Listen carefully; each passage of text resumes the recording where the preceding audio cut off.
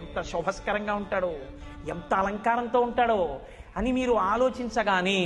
ఒక్కసారి మీరు ఆ తిరుమల కొండ మీదకెళ్ళి అక్కడ ఎదురుగుండా ఉన్నటువంటి బేడి ఆంజనేయ స్వామి వారి పాదాలకి నమస్కారం చేసి పాతాళ గంగలోకి వెళ్ళి మునక వేసి ఒళ్ళు తుడుచుకుని ఆదివరాహస్వామి గుళ్ళోకి వెడితే ఇలా ఉన్నటువంటి ఆదివరాహస్వామి గుండెల మీద ఇలా ఉన్నటువంటి మహాలక్ష్మీ అమ్మవారు దర్శనమిస్తే ఆదివరాహస్వామికి నమస్కారం చేసి ఆయన దేవాలయం అంతరాలయం చుట్టూ ప్రదక్షిణం చేసి బయటికి వచ్చి ఆనంద నిలయం ఆ వెంకటేశ్వర స్వామి వారి దేవాలయం ముంగిటికి వెళ్ళేసరికి అక్కడ వేసినటువంటి తివాచి ఆ ఎదురుగుండా గడప దగ్గర ఉన్న గొట్టం, దానికి ఉన్న కన్నాలు, అందులోంచి నీళ్లు, ఆ నీళ్లు మీ పాదాల్ని తమంత తాము కడిగేస్తే వంగి ఎర్రతివాచి కప్పిన గడప ముట్టుకుని అటూ ఇటూ కట్టిన అరటి చెట్లు, శంఖనిధి, పద్మనిధి, మీరు ఆ గడప దాటి ఇలా లోపలికి వెళ్ళి కుడి చేతి వైపు తలెత్తి చూస్తే కింద బొడిపితో ఒక పెద్ద గుణపం వేళ్లాడుతుంటే, ఓ ఇది పెట్టే కదా ఆనాడు అనంతాచ